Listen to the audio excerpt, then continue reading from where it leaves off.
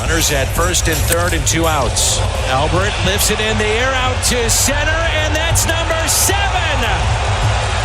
Wow. 686 bombs. And what could be his final appearance here in Toronto, number 5 is putting on a show. Did you see where that ball landed? That's in somebody's dinner up there in the restaurant. He's 3 for 3. He's a triple away from the cycle. I loved it when Danny Mac says he's a triple away from the cycle because Albert hasn't hit a triple since 2014. Never. He hit one triple in his time with the Angels, so you knew that wasn't going to happen yesterday. Katie Wu covering the Cardinals for The Athletic at theathletic.com, and we always appreciate your time, Katie, especially on what's probably a travel day for you. How you doing? Hey, guys. Thanks for having me. I'm doing well. And no travel until later today, so no worries at all. All right, very good. So you get the Washington, get the Nationals, last place in the NL East, and we're expecting Juan Soto to be dealt sometime in the next handful of days. It's not going to be St. Louis, is it? Like, there are so many needs that this team has right now, and top of the list would be starting pitching. But, I mean, if you can get Juan Soto, you can't pass on him, right? Yeah, I think that's the most compelling argument. I mean, when you look at the St. Louis Cardinals and their current roster, there are some significant holes, especially in the rotation. Cardinals have been without Jack Flaherty for the majority of the season. He's on the 60-day IL again with another right shoulder strain. He isn't eligible to return back to the majors until August 26th at the earliest. Steven Matz, his season is in limbo, tore his MCL in his first start back off the IL with left shoulder impingement. The Cardinals are going to give him a few more days. They are optimistic he could avoid surgery. If that's the case, they assume he could be back by the middle of September. Of course, if he does need surgery, he's out for the season. So you would likely think that the Cardinals would need starting pitching. The problem with this year's trade market is that this is a relatively weak starting pitching class, and the sellers that have the prize starting pitchers are going to raise the prices pretty significantly. So you can make the argument that if it's going to cost an organization a couple of their top prospects for a rental starting pitcher, you might as well just trade for Juan Soto, right?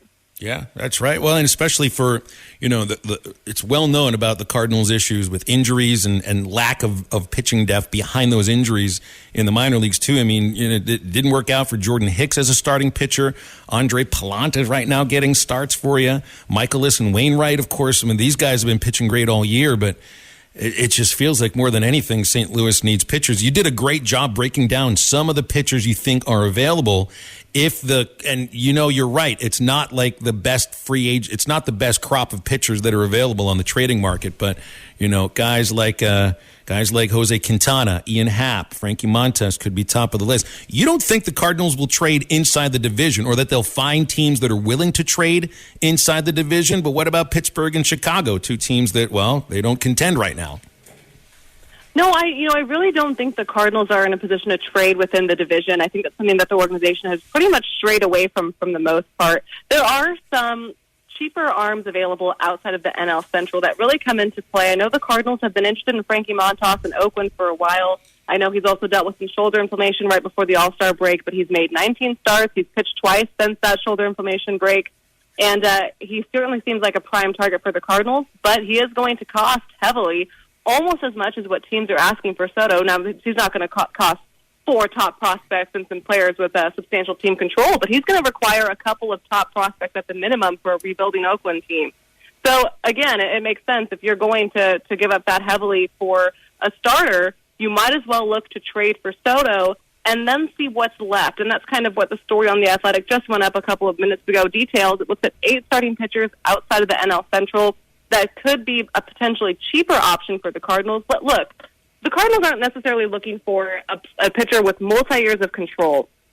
I mean, Adam Wainwright's in a 1-year deal. No one knows what his future holds. I'm sure if he wants to come back to St. Louis, there would be mutual interest in making that happen. But I know better than to speculate over Wainwright's future at this point. Miles Michaelis has a year remaining. Jack Flaherty should be back without injury. At least they're hoping so. Steven Matz is locked up for 3 more years.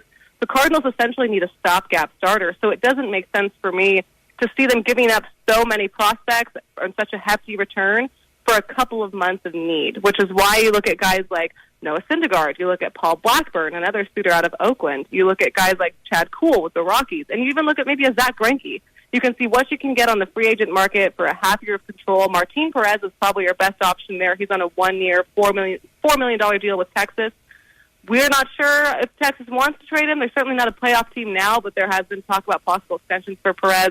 Those are the kinds of guys that I think the Cardinals are targeting to kind of revamp the rotation and hold them over until there's more clarity on their injured pitchers. More on Soto for a moment here, because there's, if you're going to trade for him, then chances are you probably are going to do everything you can to sign him too. This is not just to rent a player. You're trading and expect him to be a cornerstone of your franchise. I feel stupid even asking this question, knowing that St. Louis is it's viewed as a mid-market team, but I mean, they operate like a large market team. Maybe not quite at the level of the Yankees and the Mets and the Dodgers and everything, but it feels like if Soto's going to be paid what he feels he's worth, it's going to happen on the coast. Can the St. Louis Cardinals afford Juan Soto? That's the biggest question mark for me. I think the reason you see the Cardinals really kind of connected with Soto this whole time is because they're one of the few systems in baseball that has the depth to create a package for Soto. I mean, sure, the Cardinals never really draft in the top 10 or top 15, yet they consistently find a way to kind of turn out top prospects. They have a bunch at the AAA level. They have a bunch of promising prospects in Jordan Walker and Mason Wynn, and they have a substantial amount of players with team control remaining already on the roster. So I think that's why you see the Cardinals connected. As you mentioned, it's really difficult to fathom where the money is coming from. Now, the Cardinals have offered 2022, 2023, and possibly 2024 as their prime windows of contention. That does line up for the amount of years that Juan Soto would hypothetically be under team control. I do hesitate to see the Cardinals giving up such a hefty package for 2.5 years of Soto if there isn't a plan to re-sign him.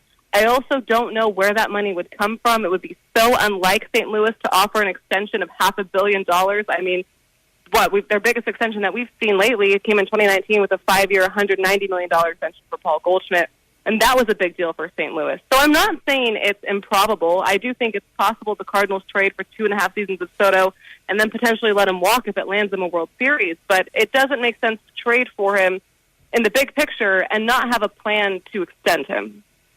Realistically, Katie, I mean, you talk about, maybe letting him walk after 2.5 years if he does bring another Commissioner's Trophy to St. Louis, but is he really the missing piece? Because it does feel like there's so many that while the Cardinals are a good team, it doesn't feel like they're a great team. I mean, would he actually be the one piece that could get them over the hump and put them in as a real contender in your eyes? No, that's a good point. The Cardinals are a good team in a bad division, and they're helped because they can consistently beat up on their NL Central opponents. But I'm not quite sure if they're the missing piece because, yes, if you get Juan Soto, don't get me wrong, that's a generational talent, an instant boost to your lineup. You have guys like Tyler O'Neill who've been pressing in the first half. They have a little bit of weight alleviated off them. Same to go with Tommy Edman and Dylan Carlson, who have been kind of the underrated, unsung heroes. Cardinals are still missing Harrison Bader with plantar fasciitis. There's no timetable for a return for him. And they will get a little bit of a boost in Yadier Molina, who's set to come back August 2nd. So big day all around for Cardinals there. But I think it goes back to, Juan Soto can improve the offense and the defense, and he's a superstar and absolutely a talent that should be explored on the trade market, of course. But what will a 2.5-man rotation get you if you're relying on Adam Wainwright, Miles Michaelis, and Dakota Hudson? Because Andre Palante is almost already at his career innings limit, and that's certainly something the Cardinals want to avoid because they'll need them for, 2 more months. So, well, I certainly see the allure in Juan Soto, and if you have a generational talent available and you think you have the pieces to trade for it, I'm certainly going to push for that. But that's why the cheaper arms available in the starting pitching market should suddenly be seeing more attention because it looks like if the Cardinals do decide to go in on Soto, that'll be the route that they take. Mm-hmm. And with it kind of being this changing the guard type of season, obviously Wainwright, Pujols, and Molina probably all three would be this is their final season. Cardinals have been kind of stuck in this limbo for the last few years of good but not great. Is it time to really consider a full-on blow-up and rebuild? Well, that's what I think Cardinals fans can appreciate about the organization is they don't rebuild because they don't necessarily need to. I mean, they've never had a losing season under President of Baseball Operations John Mozeliak without ever having to draft inside the top 10. I think they've had one season in the last 10 or so years where they did not make the playoffs. They're always consistent, so they don't need to have a rebuild. They are always good enough And I think that's where fans get a little frustrated because it's kind of a double-edged sword. They're always good enough where you can't justify a rebuild, and that's not something that the organization has ever really stood for or really considered. At the same time, fans have been frustrated because they're good enough. It's a good enough ball club, but not great enough. And I think there's been a little bit of frustration in early playoff exits. I mean, 2019, they go to NL Central, but other than that, it's, scrambling to win the division, an early wild card exit. That's what makes 2022 and 2023 so imperative for the Cardinals because it really does look like their prime window of World Series contention if they're healthy, one, and if they can acquire a couple more pieces, which is why I think, again, why you're seeing the Cardinals connected to Juan Soto so frequently. It's all about getting into the tournament, though, isn't it, Katie? I mean, we saw that with the Braves last year. I mean, we see that in college baseball. With the Nationals a couple years ago. The Nationals see it in college baseball. Ole Miss, last team in, wins the thing. I mean, I know it's different sports, but you know how this sport is. It's about getting hot at the right time. All St. Louis has to do is get into the tournament, and you don't know what can happen, especially when you've got dynamic hitters at the corners. I know you say 2.5 pitchers, but a couple of pitchers that get hot can really go a long way sometimes. But then I look at St. Louis as 25-16 against the NL Central. They're 27-31 against everybody else. And then I'm like, well, maybe they won't get hot in October. Yeah, that's fair. And it's funny you say that. I always say it's all about getting hot at the right time. I mean, the Cardinals aren't even in the playoffs last season without their historic 17-game winning streak, which I will say it's not a sustainable method to rely on that again in September. Certainly they're going to have to play a little bit better in August to avoid that. I think it's very improbable that they can have those kinds of odds again. But I do think this is a team that no matter what seems to figure it out in September. Winning streak aside, there's a reason that teams don't want to play the Cardinals this late in their schedule. There's a reason teams don't want to play the Cardinals in the postseason is because they ultimately know how to win, and they seem to click at the right time. However, I will say that this trade deadline, I think, carries a little bit more weight than the seasons prior because there are such heavy expectations. I mean, you're seeing prime seasons from Paul Goldschmidt and Nolan Arenado. You, of course, from a fan perspective, want Yadier Molina and Albert Pujols to go on a high note. You have some of coming-of-age players, as in Tommy Edman, Dylan Carlson, who I think hasn't even touched his ceiling yet. They're all ready to go, and I think for the Cardinals, there's a significant amount of pressure to make the move to win now. Yeah. Let me ask you about what you think of the job Ollie Marmol and the coaching staff has done. When you have all these injuries, position players, and not even just injuries, but players that didn't play up to the level you expected, like Paul DeJong, and yet you're still clinging on to that last spot in the playoffs. I know it's late July and we're not, making votes for manager of the year or anything, but it feels like Ollie Marmol has done a pretty good job to this point.